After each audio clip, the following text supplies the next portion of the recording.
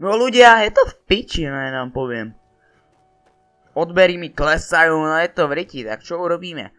Napadlo ma, že by som urobil nejakú tú reakciu, čo myslíte? No, neviem, je to úplne v piči. Takže mi nič iného neostáva, než sa znížiť na úplne na dno. A čo tu dneska máme? Á, vlastne vy ste si pozreli názov videa, však a možno preto aj tu ste. Áno.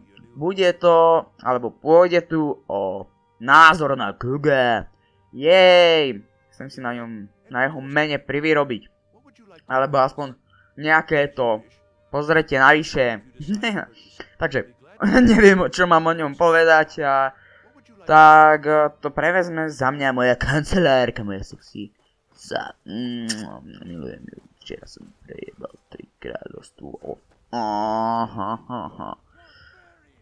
Takže, puska! Áno. Poď sem. Dobré. Prosím, prečítaj mi toto. OK. Daniel Sebastian Strauch hviezdička 24.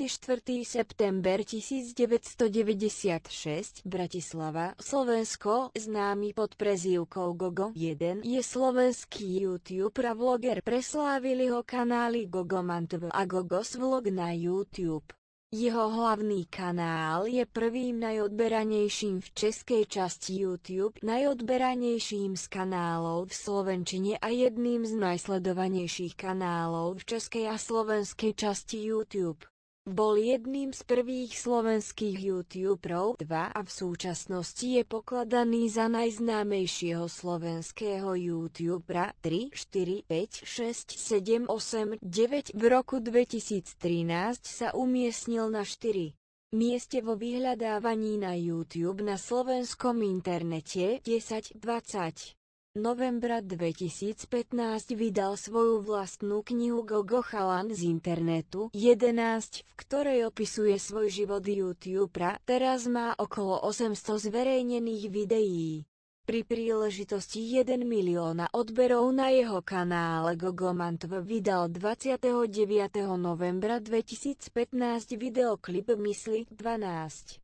Narodil sa v Bratislave. Keď sa učil chodiť, popálil si obe ruky opäť. Vo svojich 6 rokoch sa s rodinou presťahoval do rodinného domu v bratislavskej mestskej časti Rusovce, kde tiež navštevoval cirkevnú základnú školu. V štúdiu pokračoval na gymnáziu, z ktorého po 4 rokoch prestúpil na súkromnú strednú umeleckú školu animovanej tvorby v Bratislave 13, na ktorej študoval fotografiu. 14 zmaturoval v roku 2015. 15. Inšpirovaný zahraničnými youtubermi 11.